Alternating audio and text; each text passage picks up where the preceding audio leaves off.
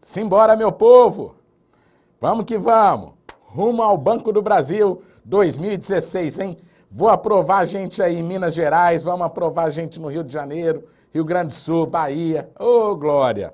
Pois vocês entrem lá, pelo amor de Deus, que isso é a propaganda do meu trabalho. Ó, entra lá no grupo do Facebook, põe Bancários com Pizza, tudo bem? Ó que chique, Bancários com Pizza, tá? De repente, se você não gostar de mim, eu dou um jeito de servir uma pizzinha aí pra você, né? Fatiar, conhecer uns pedaços da pizza, beleza ou não? Oh, maravilha, ó. Grupo no Facebook, tá? Bancários com Pizza. E também vai lá na minha fanpage, por favor, curte lá, ó. Faz uma curtida, Bancários com Pizza. Cada curtida que eu ganho lá, eu me animo mais ainda para poder continuar dando aula. Beleza ou não? Então, ó, entra lá no grupo, posta o seu testemunho, a sua história de como você fez para ser aprovado, tá certo? Se também gostou da aula do concorrente e quiser colocar lá, pode colocar, depois eu apago. Tô brincando. Ó, se você passou no concurso porque assistiu outras aulas, outro material de outro professor, não tem problema nenhum. Mas se você tem uma história legal de vida, de conseguir superação, né, superar para poder ser aprovado, pô, pensa que a sua história pode servir para motivar e estimular muitos outros que lá no grupo estão. Maravilha? Então vamos embora, ó. Classificação dos fundos, tá? Falei que tem várias classificações. Pela instrução normativa da CVM, tem uma classificação da Andima, mas essa é a mais comum e geralmente é a que é pedida em concurso, tá? Acho que só caiu uma vez essa classificação na prova de 2015, para vocês terem uma ideia como que os caras estão mudando as provas, ok? Então, ó, nós temos o primeiro fundo, que é o fundo de curto prazo. Esse fundo é curto prazo porque ele tem uma característica, o quê? De ter lá no fundo prazo máximo de papéis com vencimento em 375 dias. Esse fundo de curto prazo, o maior vencimento de um papel que pode estar dentro dele é um prazo de 375 dias. E ele tem que ter um prazo médio de 60 dias. Então, olha só, tem que ter uma quantidade de papel muito mais firme, muito mais, perdão, tem que ter uma quantidade de papel com prazos de vencimentos mais curtos do que prazos de vencimento longo, tudo bem? Para que ele possa conseguir fazer a média o prazo médio de 60 dias, tá? Aí nós temos depois os fundos referenciados. Quem são os fundos referenciados?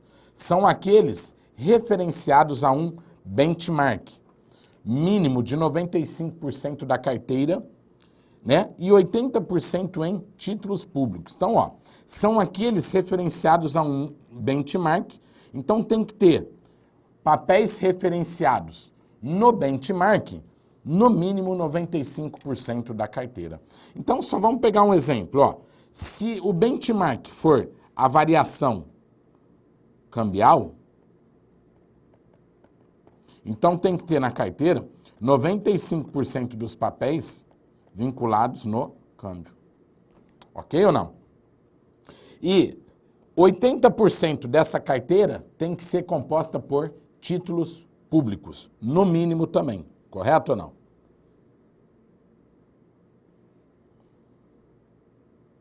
Então, geralmente, esses fundos referenciados, certo? São fundos que contêm lá fundos mais conservadores, que contêm títulos públicos e contêm títulos privados.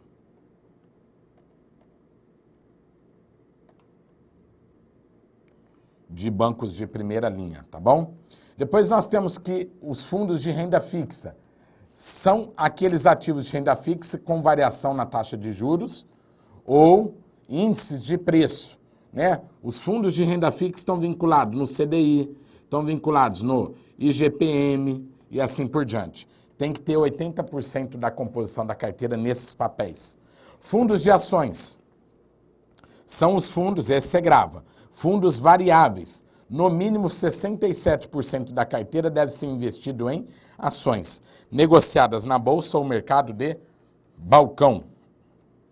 Pois nós temos os fundos cambiais, ó. O benchmark do fundo é a moeda estrangeira mais um cupom cambial. Esse cupom cambial significa um prêmio.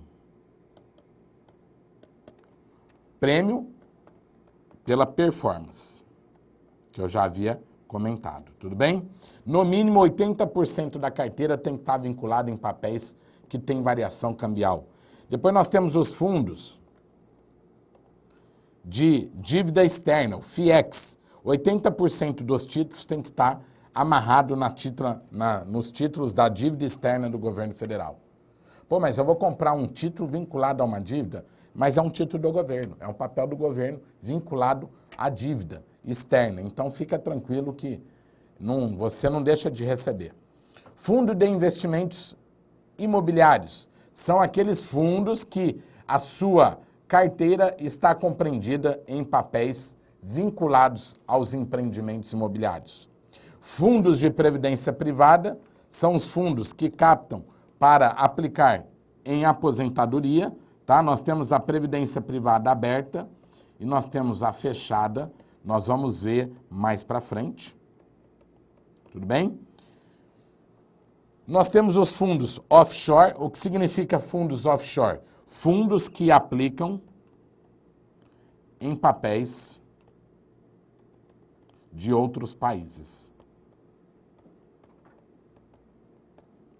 Ok? Fundos offshore aplica lá no mercado internacional, papéis de outros países. Fundo multimercado, se não me engano, caiu esse na prova de 2015, tá? O que é um fundo multimercado? Ó, dava para acertar a questão. Já está falando, ó, multimercado, vários mercados, então tem uma mistura. Renda fixa, variável, derivativos e etc, tá? Nós temos os fundos de investimentos em direitos creditórios, conhecido como FDIC, tá? Como é que funciona esse fundo? Olha que interessante. Nós temos deste lado aqui os investidores qualificados ou institucionais, tudo bem? Vamos pôr qualificados. Quem são os qualificados? Já falei, ó, instituição financeira, nós temos as sociedades seguradoras de previdência, tá? E todos aqueles que possuem mais de 300 mil reais aplicado em fundo e atestem que eles são investidores qualificados, que têm conhecimento sobre fundo de investimento, tá? Esse fundo de investimento FDIC, o que ele faz? Ele vai captar o recurso, recursos de quem? Desses investidores, tudo bem? Ótimo. E ele vai aplicar esses recursos aonde? Nas indústrias, pessoas jurídicas, clientes. Ah, que interessante, ó. Então ele manda dinheiro para essas indústrias, mas claro, se ele dá o crédito, se ele aplica o recurso, ele quer uma garantia. Qual é a garantia que essa indústria dá? Os direitos creditórios. Direitos creditórios, direitos de créditos. Então, ó, se a indústria vende lá a prazo, com 30, 60, 90, 120 dias com duplicatas.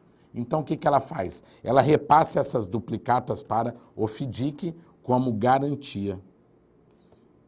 Então, se o FDIC tiver problema, o investidor aqui tem quem? Esses papéis, a garantia são essas duplicatas para ele poder executar e receber o crédito, tudo bem? Então, é isso que é um fundo de investimento em direitos creditórios, tá bom? Esses fundos de investimento em direitos creditórios, para aplicar neles, tem que ter, no mínimo, 25 mil reais. E o que são investidores qualificados? Ó, são considerados investidores qualificados as instituições financeiras as entidades de previdência, os fundos de investimento destinados a investidores qualificados e as pessoas físicas e jurídicas que possuam investimentos financeiros acima de 300 mil e atestem, por escrito, sua condição de investidor qualificado. Já tinha falado, por isso que eu passei rápido. O regulamento é o documento de constituição do fundo, então o administrador, que cuida do fundo, da parte administrativa, ele vai ter que elaborar o quê? O regulamento, contendo toda aquela historinha, É o documento de constituição do fundo. Então, no regulamento vem quando é que foi constituindo o fundo, CNPJ, o patrimônio do fundo, tudo bem? Qual é o risco do fundo, a carteira, a composição, a taxa de administração cobrada e etc. E também ele elabora quem? O administrador elabora o prospecto. O prospecto é o documento que apresenta de forma destacada as principais informações relevantes para o investidor contidas no regulamento, tais como as relativas à política de investimento do fundo. Qual é a política, de investimento? Conservadora, moderada, agressiva, as taxas de administração, os principais direitos e responsabilidade dos cotistas e administradores, assim como quaisquer outras necessárias para uma tomada de decisão mais consciente por parte dos investidores como os riscos envolvidos. Como é que é feita a tributação, Por quê? Há uma tributação? Toda vez que nós temos rendimento, paga-se um imposto de renda. Imposto sobre a renda, sobre o rendimento. Então, a tributação nos fundos de ações, independente do prazo,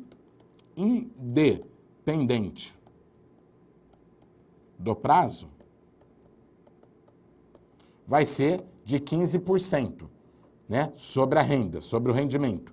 Nos fundos de curto prazo,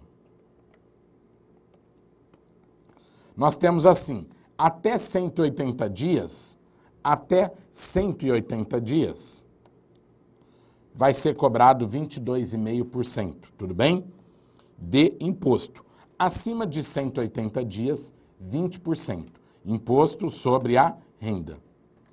Nos fundos de longo prazo, aí nós temos uma tabelinha regressiva, tudo bem? Quanto maior o prazo, menor a alíquota. Então anota aí, maior o prazo, menor a alíquota. Então nós temos lá, até 180 dias vai ser cobrado quanto? 22,5%. De 181 até 360 dias, 20%. De 361 a 720 dias, 17,5%. Acima de 720 dias, ou seja, 2 anos, aí cobra-se a alíquota mínima de 15%. Ok? Mas, professor, como que é cobrado isso aí? É cobrado por intermédio de um sistema de come-cotas. O que é o sistema come-cotas? Funciona assim. O imposto de renda dos fundos de investimento é recolhido no último dia útil dos meses de maio e novembro, em um sistema denominado come-cotas. Para esse recolhimento, é usado a menor alíquota de cada tipo de fundo, 20% para os fundos de tributação de curto prazo e 15% para os fundos de tributação de longo prazo. Dessa forma, a cada 6 meses, os fundos automaticamente deduzem esse imposto de renda dos cotistas em função do rendimento obtido pelo fundo no período. Tudo bem? E também existe o IOF. Já vou explicar melhor isso aqui desenhando, tá? O IOF, que é o Imposto de Operações Financeiras, incide sobre o rendimento nos resgates feitos num período inferior a 30 dias. O percentual do imposto é regressivo e varia de 96% para aplicações com duração de 1 dia e 0% a partir do 30º dia de aplicação, inclusive, dependendo do tempo de aplicação das cotas vendidas, tá? Dependendo do tempo de aplicação. Então, olha só, se você aplicar para um dia, você vai pagar, você vai ter um rendimento de um dia, você vai pagar imposto de renda e ainda você vai pagar 96% de IOF, praticamente você vai ficar devendo ainda, você vai ter um rendimento negativo. Então vamos lá, ó. Vamos desenhar para a gente fechar essa aula aqui, ó. Como é que funciona o sistema Come Cotas, ó.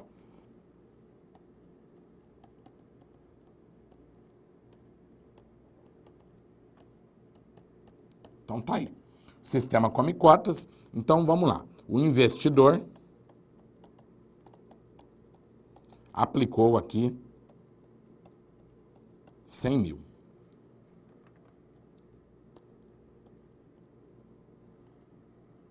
Então olha lá.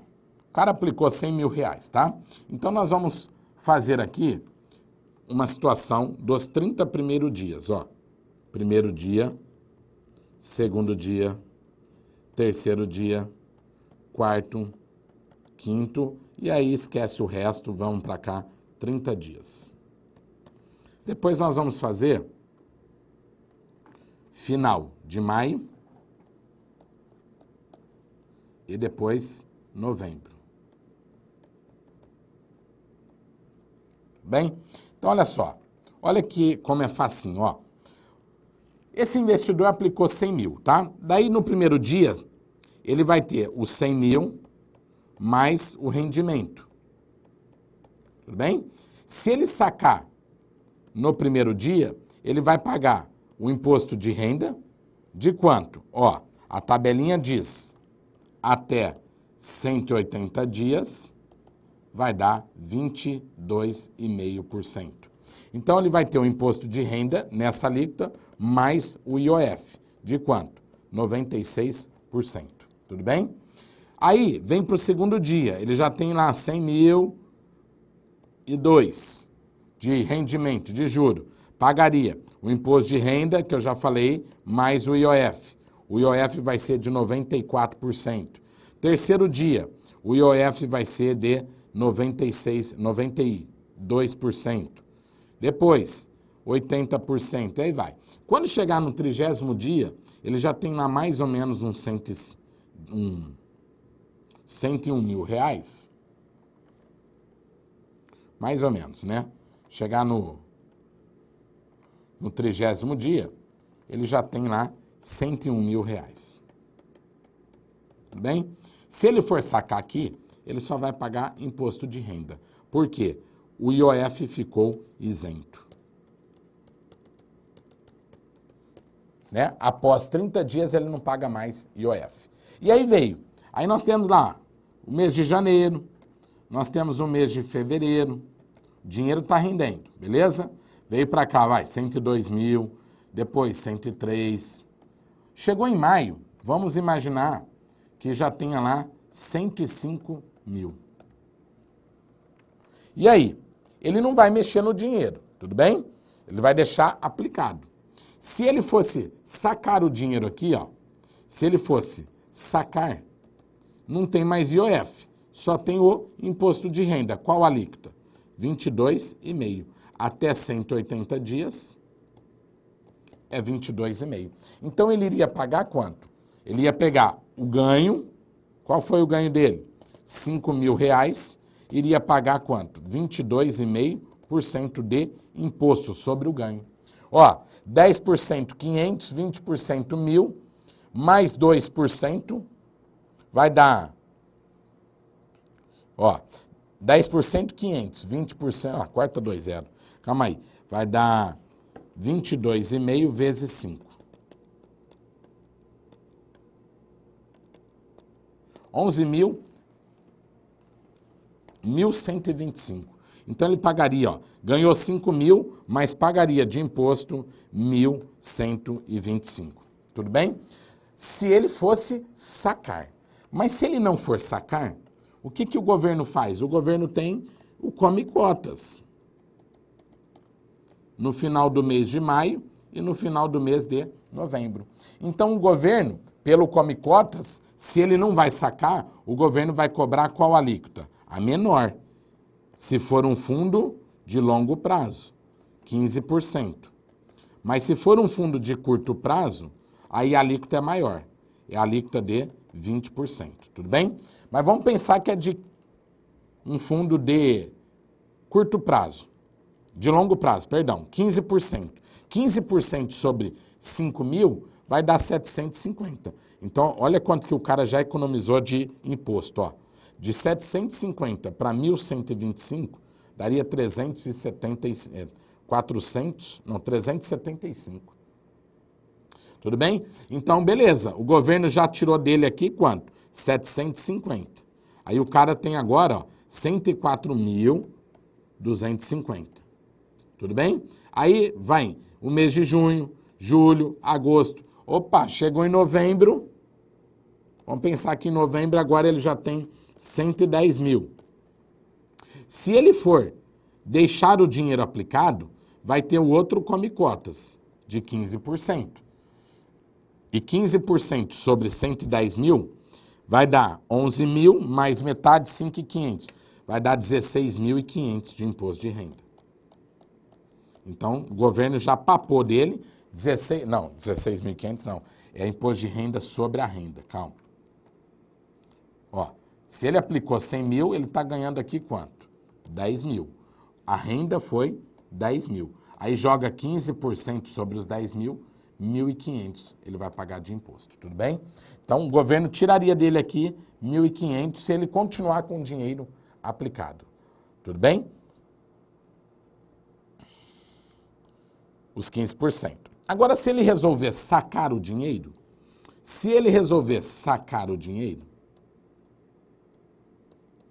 olha o que vai acontecer. Vamos supor que ele já está aqui, ó, nos 181 dias, né? Então, ó, de 181 até 360, a alíquota vai ser de quanto? 20%. Correto? Então, se ele resolver sacar esse dinheiro, qual alíquota ele vai pagar? Ele vai pagar agora a alíquota de 20%. Entendeu? Mais 20% em cima do quê? Em cima do ganho dele, dos 10 mil.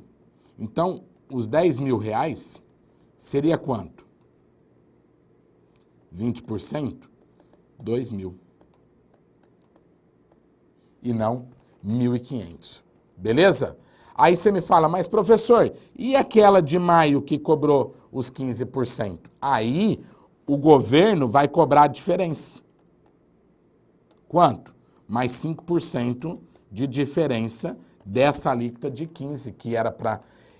Ele pagaria 15% se ele fosse ficar os 2 anos. Como ele está um ano só, ele tem que pagar quanto? 20%. Então o governo vai cobrar os 5% dessa diferença aqui do Come Cotas no mês de maio. E o Come Cotas no mês de maio, se ele tivesse cobrado 20% aqui, ó, daria quanto? Daria R$1.000. Então o governo vai aumentar mais 250 aqui de cobrança. Certo ou não? Tranquilo? Então é esse que é o Come Cotas e ele ocorre sempre no final de maio e sempre no final de novembro. O governo vai te cobrar a menor alíquota porque ele está acreditando que você vai ficar num prazo longo. Agora, se você sacar antes, você vai pagar a alíquota do momento que você sacou, sobre todo o período que você deixou o seu dinheiro aplicado. Show de bola? Então, com isso, finalizamos aí nossos fundos de investimento e entraremos nos produtos bancários do ramo de seguros, ok?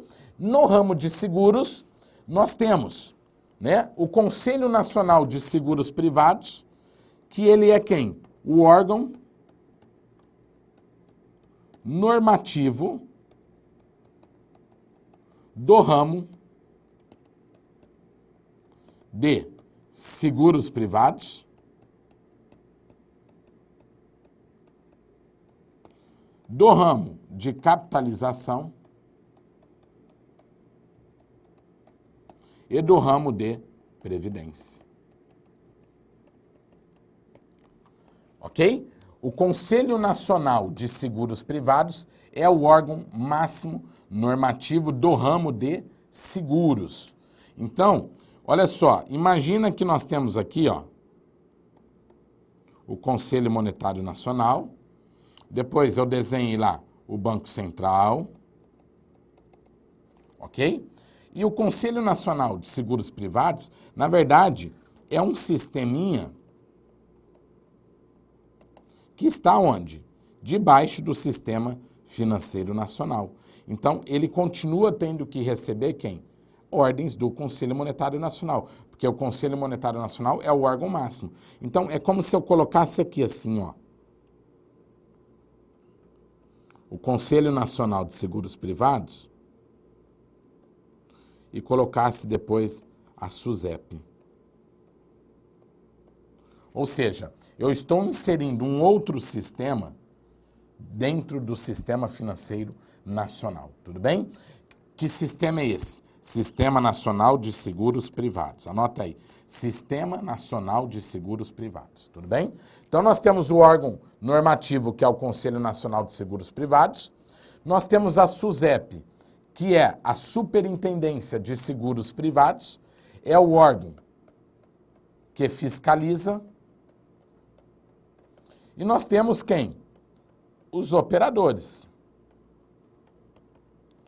As entidades abertas de previdência complementar, as sociedades seguradoras e as sociedades de capitalização. Essas entidades abertas de previdência complementar são previdências privadas, tudo bem? As sociedades seguradoras vão comercializar seguros e as sociedades de capitalização, títulos de capitalização. Então, olha só, lembra quando nós falamos do subsistema normativo e do subsistema operativo? Olha lá, quem que está no subsistema operativo? Ó, os operadores, tudo bem? Quem são os operadores? Nós já vimos lá, os operadores, a Bolsa, nós já estudamos, a BMF, que é a mesma coisa, as sociedades corretoras e distribuidoras de títulos e valores mobiliários e mais as instituições financeiras. Estudamos somente o Banco do Brasil, tudo bem? E nós temos mais esses operadores aqui do ramo de seguros. Ó, as entidades abertas de previdência complementar, as sociedades seguradoras e as sociedades de capitalização. Quem que estava no subsistema normativo? O Conselho Monetário Nacional e também agora em Conselho Nacional de Seguros Privados. Também tinha dentro do subsistema normativo as entidades supervisoras. Nós já estudamos a CVM e o Bacen. Entra mais quem agora? A SUSEP. Ok? Então eu posso dizer o seguinte, assim como o Conselho Monetário Nacional está para o Bacen, o Conselho Nacional de Seguros Privados está para a SUSEP.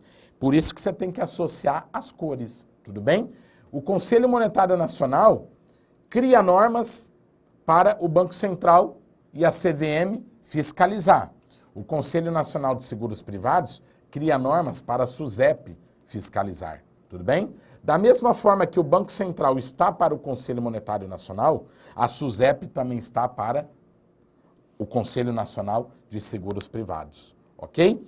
Então, esse Sistema Nacional de Seguros Privados é um sistema que está dentro do sistema financeiro, tudo bem? Então, o Conselho Nacional de Seguros Privados tem que cumprir as normas também emitidas e emanadas pelo Conselho Monetário Nacional, porque esse sistema de seguros privados está dentro de um guarda-chuva, um sistema maior, que é quem? O Sistema Financeiro Nacional.